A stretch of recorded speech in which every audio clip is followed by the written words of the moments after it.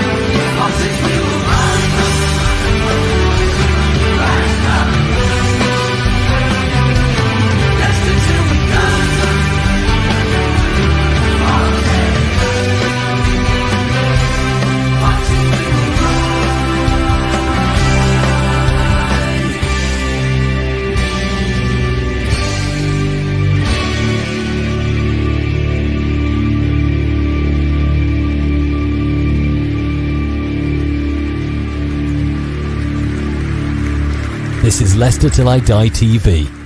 Watch and subscribe on YouTube and listen on your podcast platform.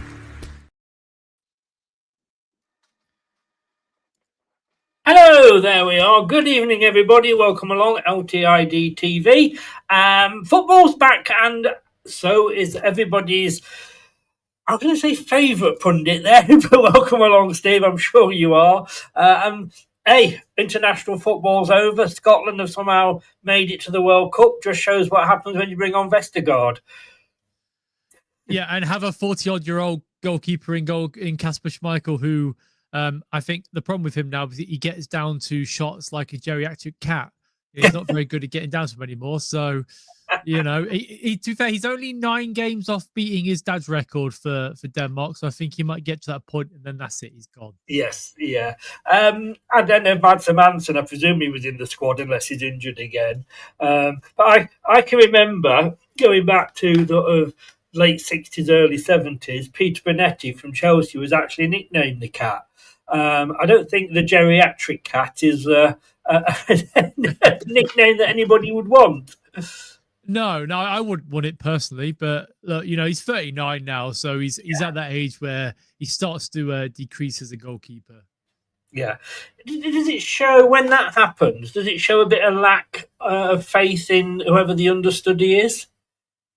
Well, I don't know, because the 2 goalkeepers they've got Hermansen, and then it's the guy from Chelsea, Jakobsen. I can't quite remember his name, but they're both good goalkeepers. So I think it doesn't help that Kasper is a Denmark legend. So, and this will be his last World Cup if they make it. So I'm guessing it's just a case. Oh no, will they be going? I'm not even sure. Oh, they're in the playoffs, aren't they? Okay. Yeah. I'll be honest with you, Chris. I was away in Scotland last week with some work and some other bits. I haven't looked at the international football whatsoever. I haven't watched any of England, and it's interesting, and we're going to be doing this on a different show later, that even the FA are calling out now that we need more exciting qualification games than we've got. All I will say to Scotland is, look, well done on getting there. Whatever you do, don't ask Delamitri to sing your World Cup song, because the last time they did that, it was called Don't Come Home Too Soon, and they didn't make it out of the group. So, Chris, I'm the opposite of that. I hope they lose every single game and they don't score a goal at the World Cup. No, I agree with you. I'm just saying, but I love the fact that, you know, Scotland got their World Cup song called Don't Come Home Too Soon. You know, that was weird. Anyway, proper football is back, and along with it, like a Grim Reaper, is PSR. That's back as well. Now, we are apparently, it's all going to possibly come to a head next week, although I have a feeling it won't. Yeah, so the chances are it will be a case of the hearings are made next week, and then they'll have to deliberate and come back to us. So I've always said that we'll have it before the January transfer window, before the end of the year.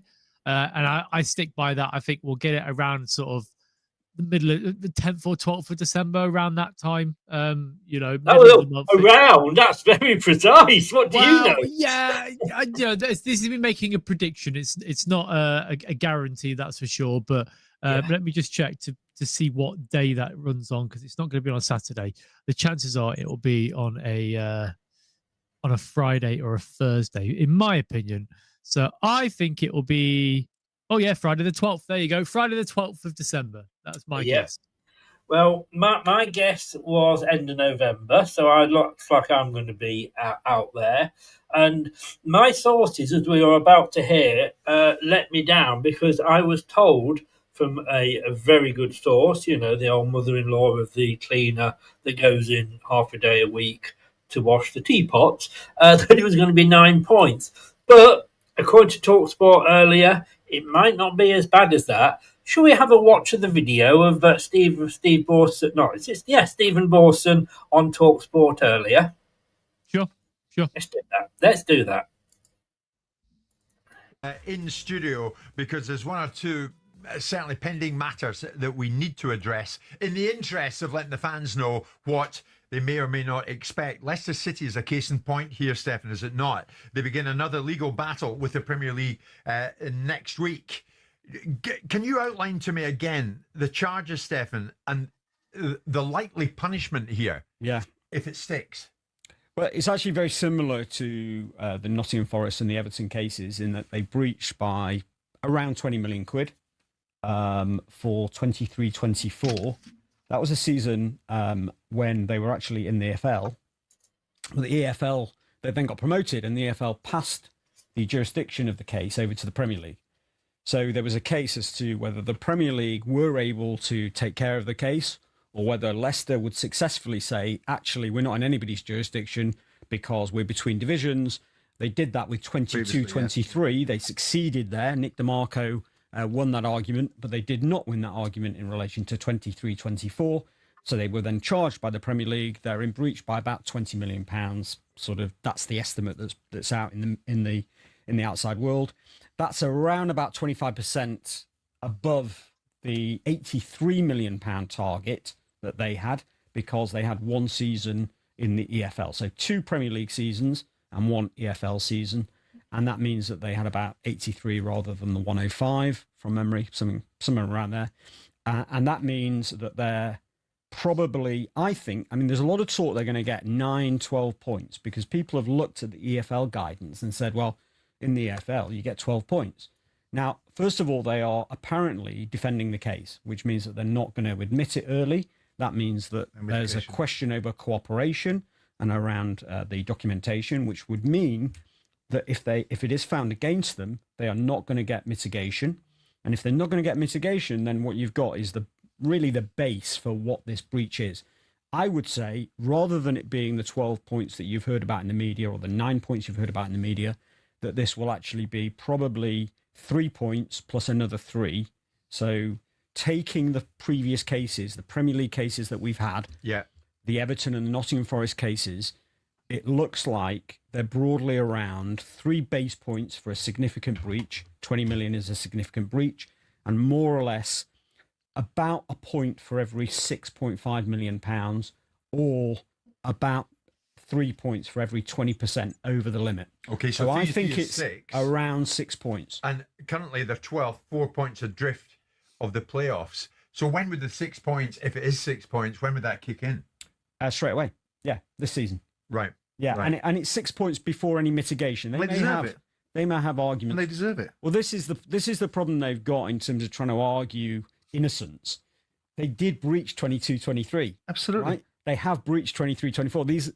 These have happened. But if you look at this club, with all due respect to their achievement in 2016, in 13-14, when they got promoted from the EFL, they did a deal with the EFL and paid off a fine for breaching governance in 13-14, and then won the Premier League 18 months later. So this club's got a history of, with respect to ownership models and the fact they won a 16 Premier League in 2015, or what it was, as underdogs, they've still got a history of having done deals with governing bodies or breaching governance that's consequenced them. Right. Things have moved on in the way that PSR and financial. But I don't think it's great that Nick DeMarco drives a bus for everything. It's badly drafted rules which enable him to do it, which means that the rules have got to be more sophisticated, which Man City taught everybody 18 months ago by taking on the Premier League with APT.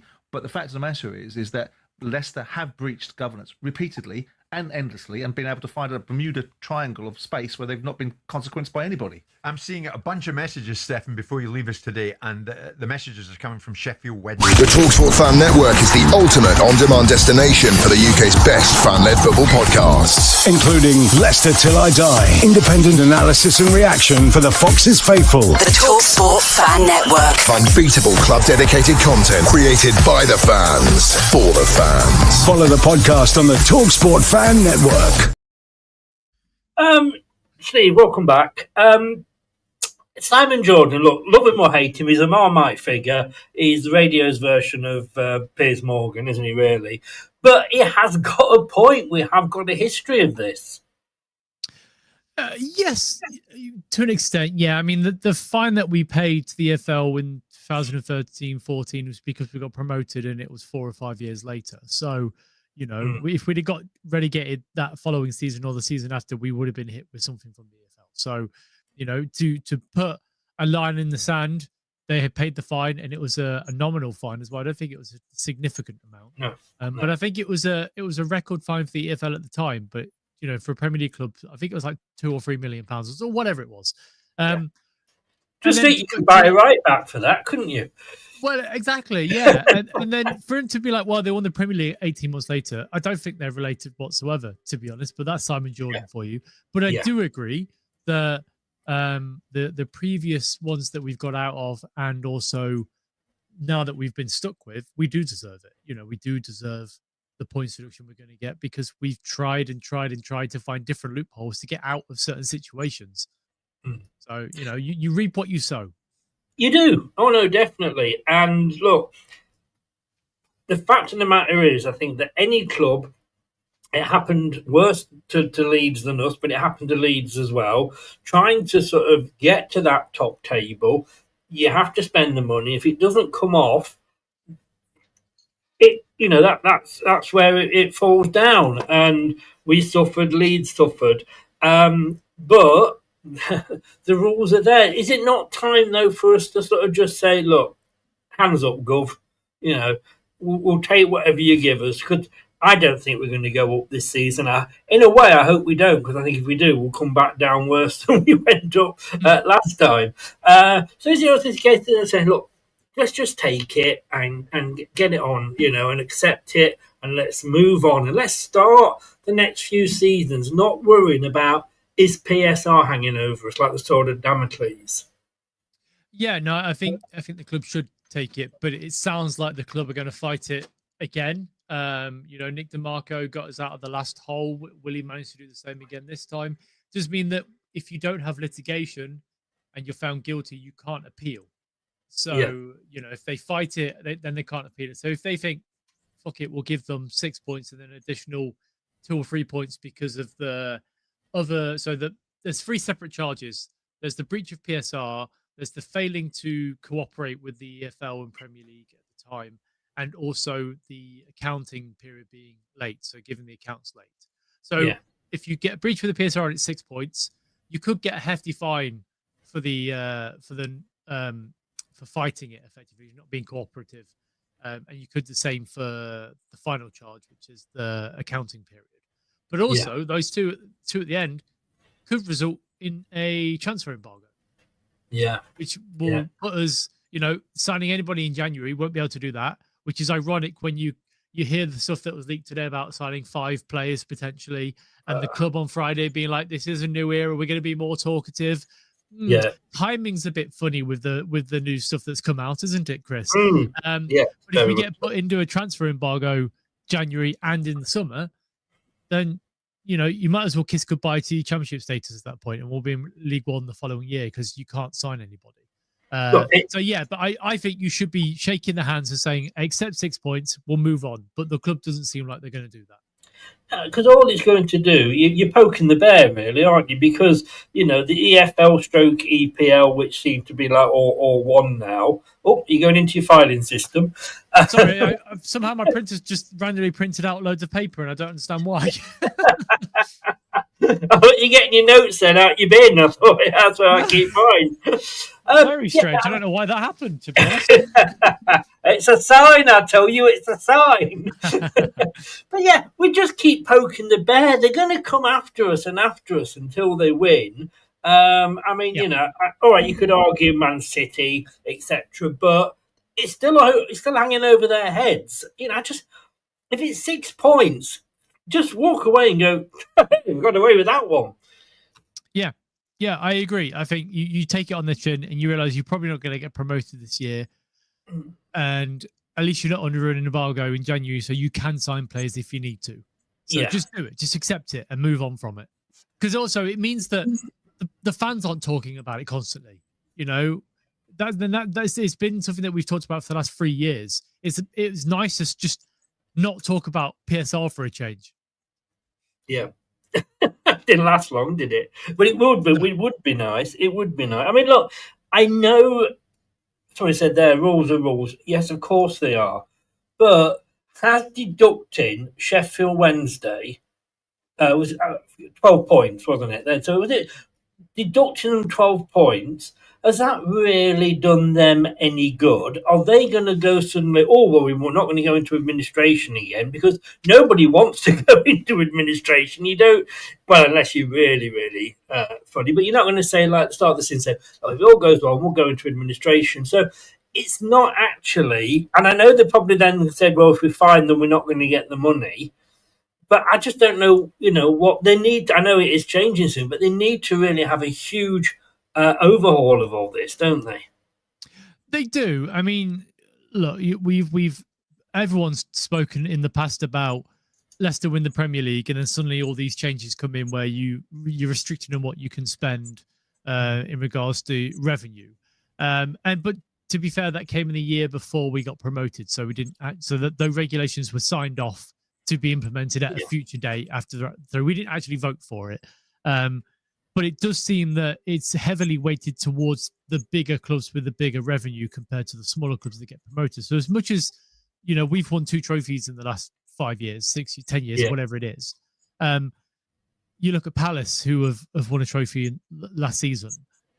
They won't be able to push on to the next level because they don't bring in as much revenue compared to a team like Manchester United or Chelsea or Liverpool or whatever. And you're trying to find little loopholes. So it does need looking at properly. It does need tightening up. I know that when it was voted on in 2013, the amount you could lose over a 3-year period hadn't changed with inflation. I know that went up this summer, or is it summer coming up now? I think it might be the next summer. It goes up to, I think it's 135 or something like that anyway. So it's being increased because of inflation. But there needs to be a way where you can spend money when you have the money to spend, but as long as you don't go too far. So I think the new cap where you can only spend 85% of your revenue on wages and stuff makes more sense, because it stops the teams like Leicester going 125%, which we were in the year we got relegated the first time. And I think at the moment we're still over 100% of our revenue spent on wages. So it stops you from doing that. There's a hard limit, and you can't register any players after that limit until you go back underneath it. This is the thing, isn't it? I mean, it's like I've just written this down now. I've written down drink driving, and that, if I go out, I've got a cider here, and I know that if I've drunk that, it's a pint. So if I've drunk that pint, I can still go out and drive. Two, maybe if I have a meal, you're getting into that sort of situation. They would say, you can overspend, but you can only overspend by this amount. Surely, and I've always been a great advocate for, drink driving should be nil. You should have a dedicated driver. It should be 0. I think they do it in Sweden and some of the Scandinavian countries. And then there's no grey area, And it should be the same with this as well. Like you say, it is 85% of your revenue or whatever, and that's it. No, I can go over by 10% this year. Yeah, no, you're right. And I mean, still weighted towards the bigger teams with a bigger revenue, that's for sure. But you're never going to come up against those teams properly, because they are just so big. Historically, they're big.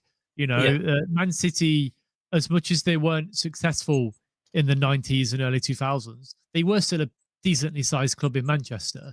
And okay, the new ownership has come in and pushed that further and further along because they're more global now. But it also means that Newcastle can spend money again. You know, they're owned by the Saudis.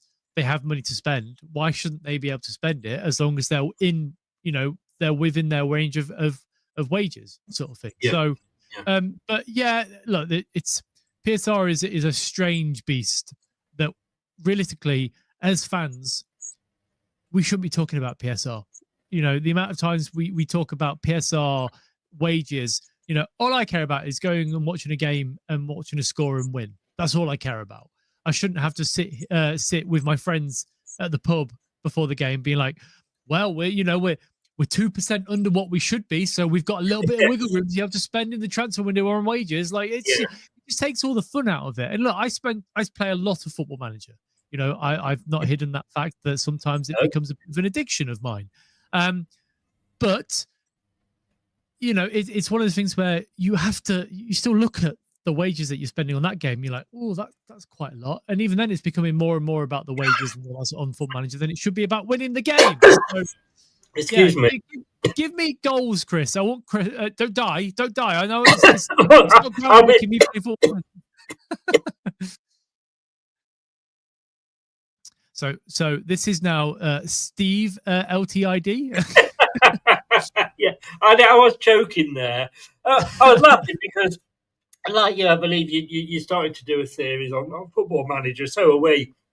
And Tom's doing it, and you know he was sort of saying, "I'm having to work within budgets here. Well, I can't have a cheat code and all that sort of stuff." Yeah. So you can. I mean, somebody just said there, Dukorski. I thought the main part of having a multi-billionaire owner was being able to buy top players. It's like, I suppose, any business. You've got to spend within your means, and this is even. You know, the likes, you know, your big companies, your BPs and, you know, your Amazons and what have you. Yes, they're rich, but they can't, you know, spend more than they're bringing in, can they? Well, no, I mean, look at it as a personal situation. If you've been paid 3 weeks ago, right? And you're waiting for your next wages to come in at the end of the month, and you've got, I don't know, £8 in your account. And you can't go anymore because if you go over that £8, you get, you know, a percentage of whatever it is that you get charged as interest on top of that. So you think, fuck it, I'm going to go to McDonald's and buy myself a Big Mac meal, and it comes to £9. And you think, shit, I've gone over. Well, you've gone over for, you know, you're the one that spent the money. You've gone over, so you're going to get interest and fines on top of that. You know, so if you go over, expect to be punished for it, but at least then there'll be a hard sort of stop. 85%. If you go 1% over, 2% over, you can't register players until you sell somebody, or you know, that sort of thing. And that's the way you should do it. You know, I'm a big advocate of saying to teams, you know, turn the tap off. This is it. You can't spend more than you're bringing in, because there's jobs at risk at the end of the day. Yeah, as well. Look, you know, you plan. Has happened to us that we'll go and buy this player, we'll go and buy that player, because we're in the Premier League and we're going to earn this much money, and then suddenly you do get relegated, you know. And when we're the first time, it was not on the cards. We haven't really planned for it, as we know. But you suddenly get relegated. Suddenly you're in the Championship, and your revenue coming in, you're getting smaller crowds. Yep. I mean, you know. That's just a fact of life. You know, your TV money that's coming in. So when the season before you look good because that was the money that was coming in from the Premier League, suddenly, oh, shit, it doesn't look so good. I mean, the thing that things me is, could they not, and I'm sorry, I've got to be careful how I say this, can they not just say it's all Susan Whelan's fault and she's gone? Allegedly. I mean, they can, but the issue with that is that Susan Whelan, who signs the accounts off and whatever, there's still somebody above her. So the boss still has to sign off on these sort of things. You know, if you own a company, you still have to sign off on the accounts at the end of the year and say these are factually correct, even if you sign it on behalf of somebody else. So, you know, Top should have looked at the accounts and said, oh, shit, we're not going to put them in. Sorry, Susan, that's not good enough. And she lost her job because of it. But, Yeah, you can't blame somebody else. It's their own fault. No. And I wasn't doing. I was purely No, I know. Yeah. being extremely naughty. Right. I mean, like I say, my obviously now unreliable source told me 9 points. Thanks, Phil. But if it is 6, that drops us down as it stands. We're on 21, so that would take us down to 15, which would drop us down into 20th position. You know, Portsmouth, Oxford, the 2 Sheffield clubs, and Norwich below us. I would look at that and go, we should still be okay. I think there's 3 worse teams than us in this division. Although, I've said that before, and it's come back and bit me on the arse. Yeah, well, we'll see at the weekend how bad we are again after the international break. Yeah, we should be okay. We should have enough quality. But my issue, and I said this about the previous relegation we had when we were relegated the first time in the Premier League, it was the perfect storm because there were players that are out of contract. They get towards the sort of the latter end of the season. They don't want to get injured. So they don't put in, 100%. They put in sort of 90%. And if you've got 4 or 5 players that at the same time that aren't putting in that percentage, you're going to dip and it's going to fall off. And you could quite easily see that happening with a few players that are at the club at the moment. The Samares, the Harry Winks, the Jordan, maybe not Jordan Ayew. I think he's come to retirement now, so I don't think he'd really care all that much. But there are players at the club that probably wouldn't put in that 10% because they don't want to get injured and they want the big payment at the end of the season. Yeah, and it's a World Cup season as well. Exactly. Yes, Yannick. Maybe Yannick, maybe not. I'm not sure where the vote's going. I think Belgium have qualified, haven't they? Yes, they have, yeah. Yeah. Like I say, I personally would just sort of take this. Do you think they would take into account? Look, we sold anywhere between what estimate you look at. I was talking to Rob Tanner the other day. I had him on the show, and between 50 and 80 million pounds in the summer we sold players for. So look, we know how shit the team was last season. We've sold the best of the shit, and we've been left with the worst of the shit. But that shit should still be good enough to keep us in this division, even if it's only in 21st. But we sold a lot of players. We didn't spend anything. A couple of free transfers and a couple of loanees. I know it's not on that. We're not. That doesn't affect the period that we're being looked at for now.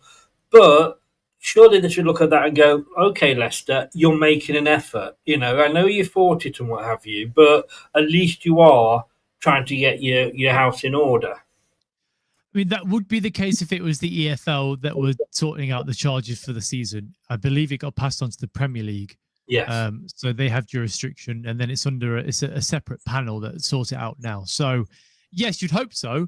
That there was some conversations there going on behind the scenes in the summer, but by the looks of it, it's the Premier League that's the one that's pushing this forward.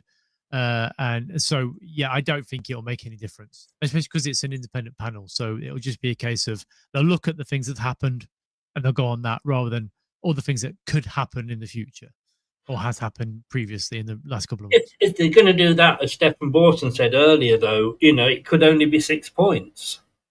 It could, but again, there's 3 separate charges. So it could be 6 points plus addition. Because I asked him on Twitter and he said, it could possibly be the case, but he's predicting no more than 7.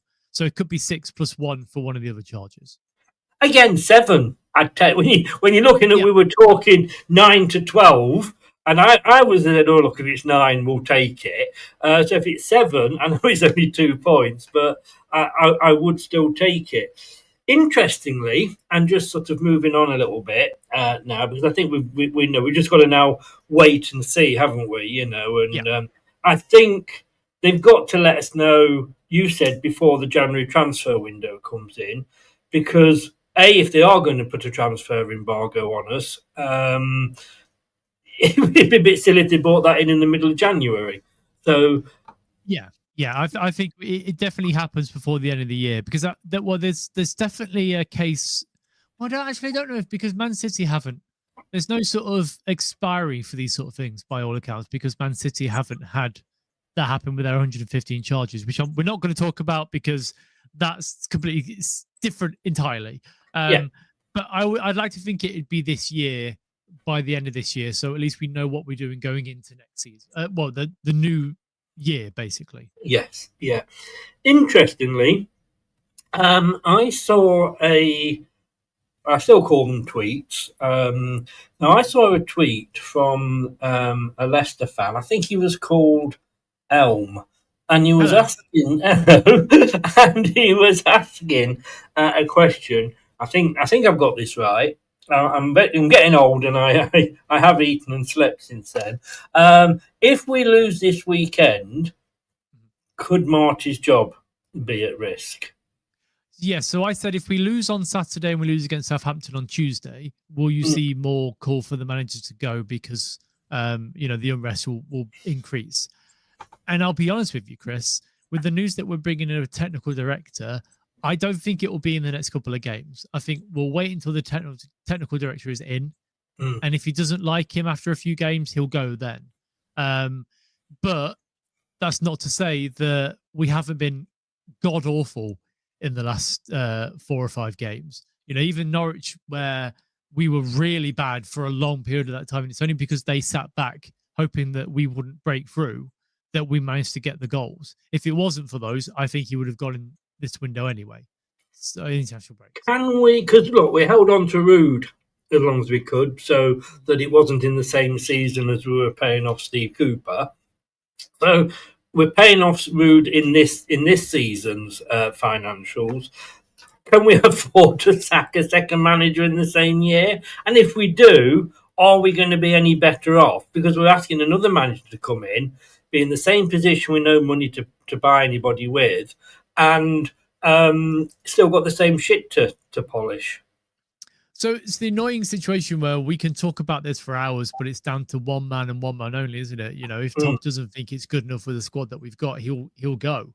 I personally think that as much as the football is bad, like really bad at times, like so much so that I'm not going to a couple of the away games coming up in December because I've got plans, and B, I can't be asked. So it's a case of like, I'm second guessing going because it is poor, and I'm going on Tuesday to Southampton, so that'll be fun.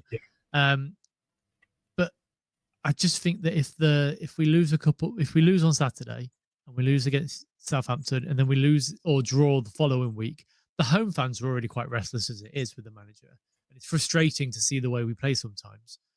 I just think that there's going to be more and more frustration from the fans, and the board will say, look, we're trying to build something positive here. We can't have booing at the players on the pitch anymore. We might have to move the manager on to be a bit more positive because the football we're playing isn't working at the moment.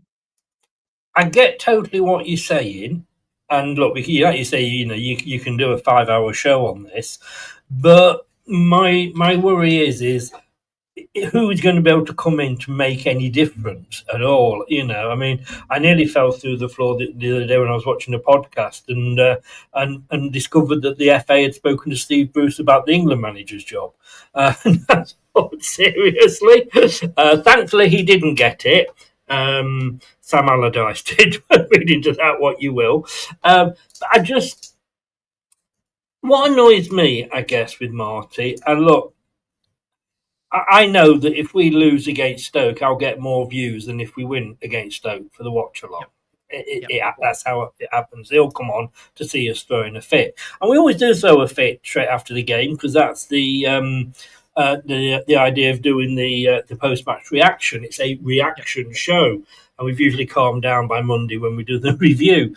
But I just look at Marty sometimes, and I'm happy with him, but my complaint about Rude was it's the old thing, the sign of insanity, keep doing the same thing over and over again and hoping for a different result. 17 losses, 16 or something was it without scoring a goal, or it was awful. It was awful. And each week it was the same players, the same formation, the same tactics, the same outcome. Now Marty's come in and looked at that and went, this team was shit last season playing a 4-2-3-1. They lost 17 on the trot. It's a new record. I know what I'm going to do. I'm going to start with the 4-2-3-1 every week. And that's what gets me.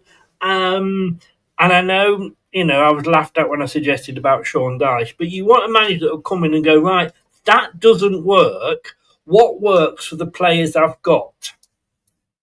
Yeah, so I don't know if you watched the preview, the show that I was on with Locks at the BTG Fox 10 earlier on. They talked about the championship and how different it is compared to 3 years ago. So the main thing now is that teams are pressing higher and they're being more direct, whereas we're favouring the passing play. And it's showing that if you're more direct, you tend to score more goals. And if you press high, you tend to score more goals because you're making teams make mistakes. Now, Marty, he looks like he's married to his style, which is play out from the back, keep hold of the ball, possession-based football, and try and sort of pass the ball through the lines when you get an opportunity to do so. The problem with that is that you come up against teams that will press you high now because they've got the athletics. They are genetically better than they were 3 years ago. Players can run for 90 minutes now, and it's not an issue. Yeah. So yeah, he doesn't want to change out from his style, and he needs to be more front-footed and quicker with the passing. But I just don't think you're going to get that from him. Unfortunately, he's a bit like Rude, and he's quite sort of stubborn with it. Now, you said who would you bring in? There is a manager that is under a lot of pressure in Spain at the moment that we've been linked with several times in the past, called Carlos Corberán.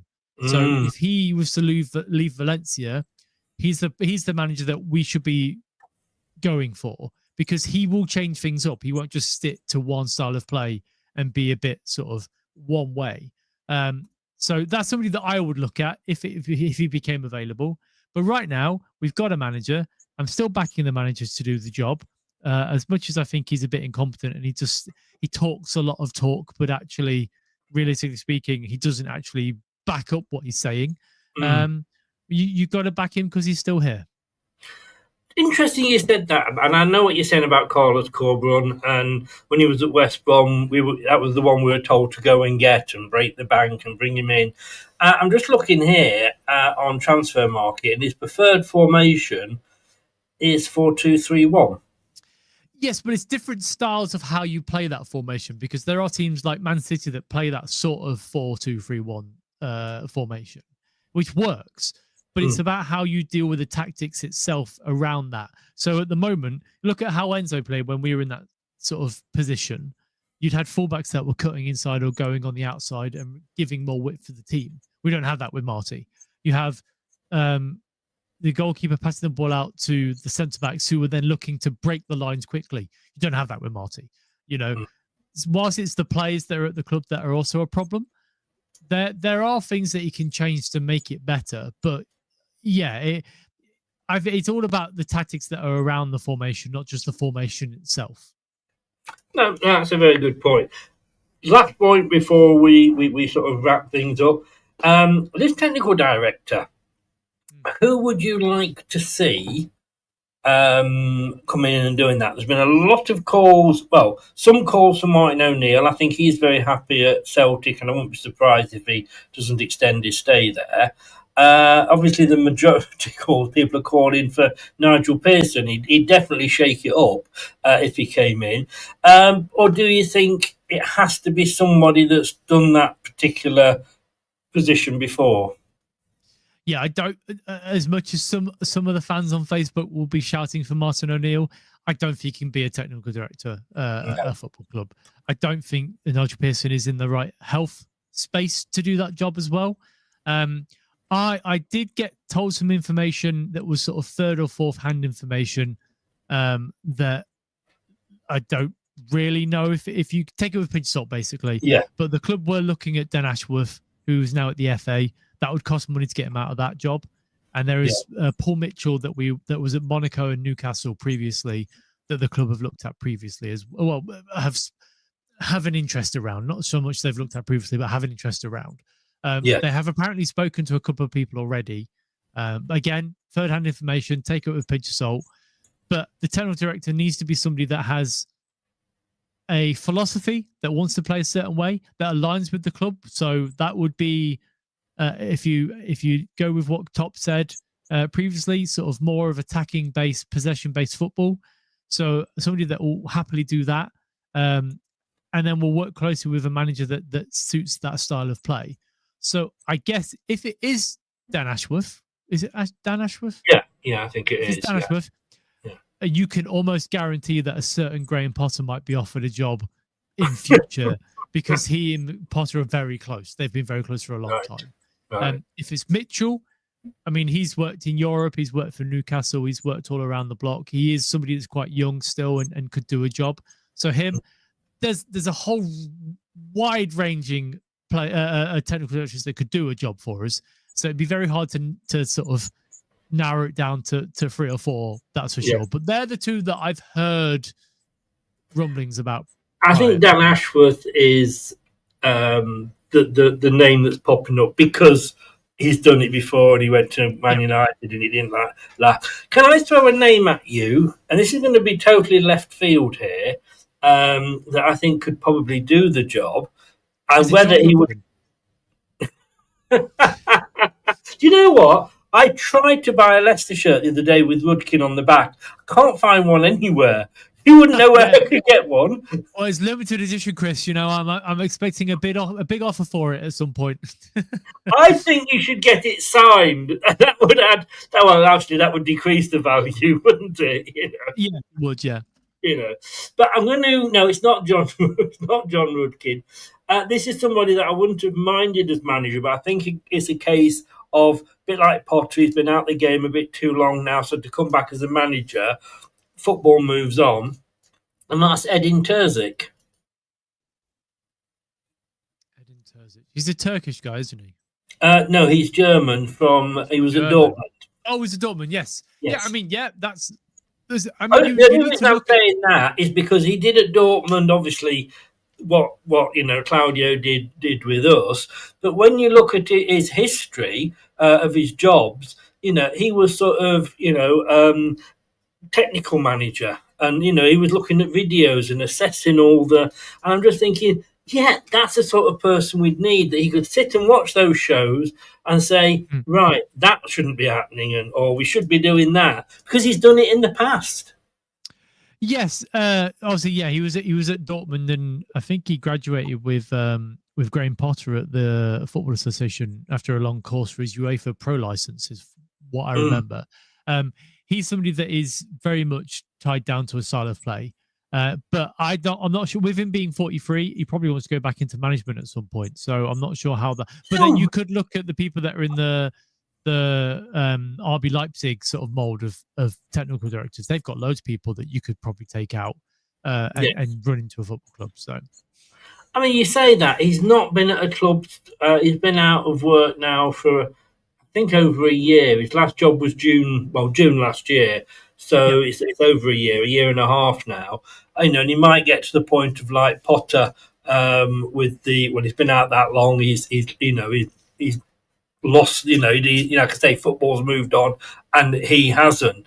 But I could just say when you look at his job, he had that technical experience. That's what he did before he was a manager. He went and I think stood as interim manager for a while, then went back to doing that before then becoming manager. So it will never happen, but I'd love to see it happen. It would be a statement, wouldn't it?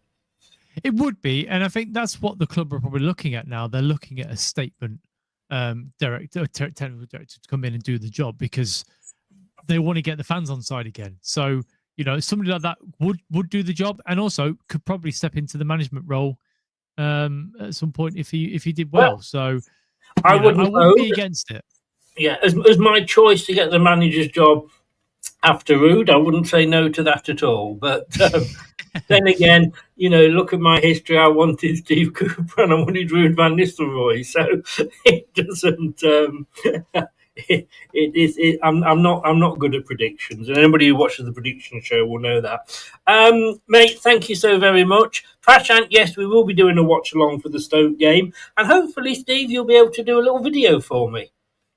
Yeah, I'll after the game, I'll send you over a video with my thoughts and. You keep your trousers on this time, though, please. I'll try.